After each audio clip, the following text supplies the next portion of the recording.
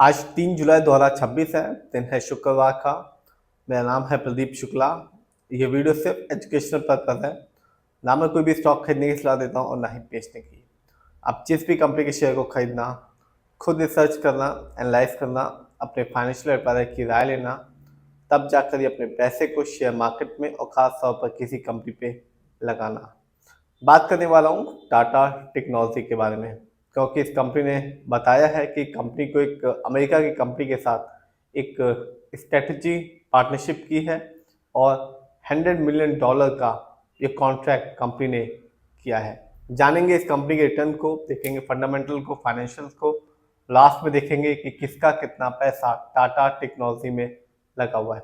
यदि सबसे पहले बात की जाए इस कंपनी के बारे में, यानी कि टाटा टेक्नोलॉजी के बारे में, तो ये कंपनी 1994 में बनी और कंपनी एक global engineering service company offering करती है, प्रोडक्ट डेवलपमेंट में है और डिजिटल सोल्यूशन में है। और कंपनी ने अभी ही बताया है कि कंपनी ने एक अमेरिका की कंपनी जिसका नाम है टेनेको एलएलसी के साथ एक स्ट्रेटेजिक पार्टनरशिप की है $100 मिलियन की, यानी कि इंडियन रुपीज में कहूँ तो 850 करोड़ का इन दोनों कंपनियों के बीच में कॉन्ट्रैक्ट करार हुआ है। इस समझौते के तहत अगले 5 सालों में करीब $100 मिलियन, लगभग 850 करोड़ का जो कारोबार है वो इन दोनों कंपनियों के बीच में होगा। तो एक अच्छा खासा कह सकते हैं कि कंपनी का कॉन्ट्रैक्ट हुआ है अमेरिका के कंपनी के साथ। ये तो बात है लेटेस्ट न्यूज़ की इस कंपनी की। सबसे पहले जानेंगे इस कंपनी के शेयर प्राइस को और रिटर्न को। तो आज की बात करूं तो आज इस कंपनी का शेयर प्राइस है ₹715.50 का और आज इस कंपनी ने अपने शेयर होल्डर्स को मामूली सा रिटर्न निकाल के दिया है 0.44%। लेकिन मैं हमेशा कहता हूं कि आप लॉन्ग टर्म रिटर्न देखना, तब जाकर अपना पैसा किसी भी कंपनी पे लगाना।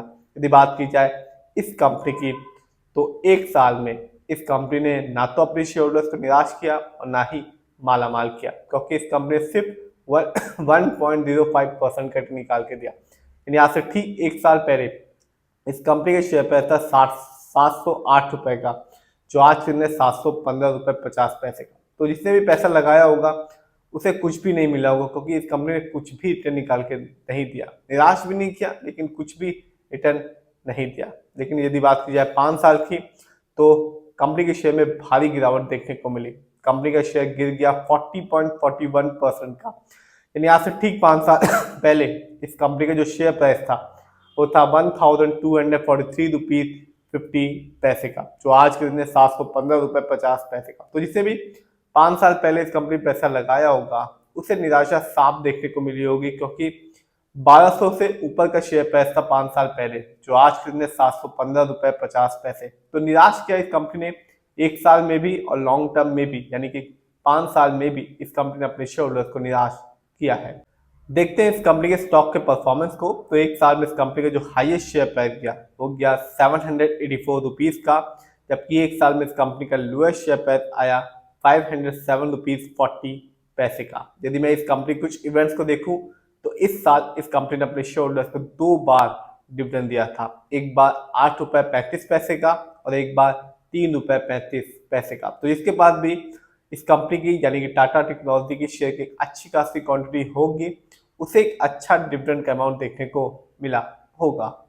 जानते हैं इस कंपनी के फंडामेंटल्स को। जो कंपनी का मार्केट कैप है वो है 28,923 करोड़ का।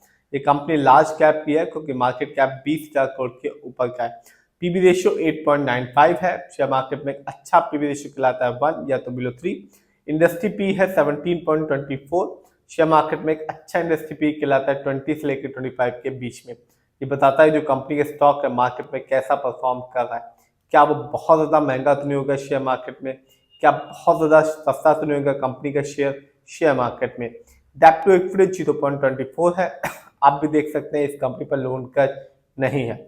इस कंपनी का आरओई है 15.63 का, अच्छा खासा है, क्योंकि शेयर मार्केट में एक अच्छा आरओई कहलाता है 15% से लेकर 20% के बीच में।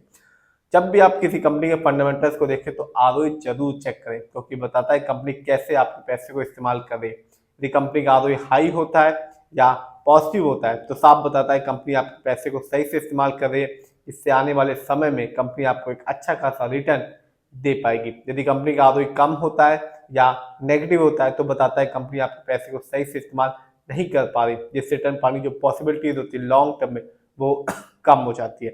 इस कंपनी का जो ईपीएस है वो है 13.46 का, कम है क्योंकि शेयर मार्केट में एक अच्छा ईपीएस कहलाता है 80 और से ज्यादा का। ये बताता है कंपनी लास्ट 12 महीने में कितना कमाया।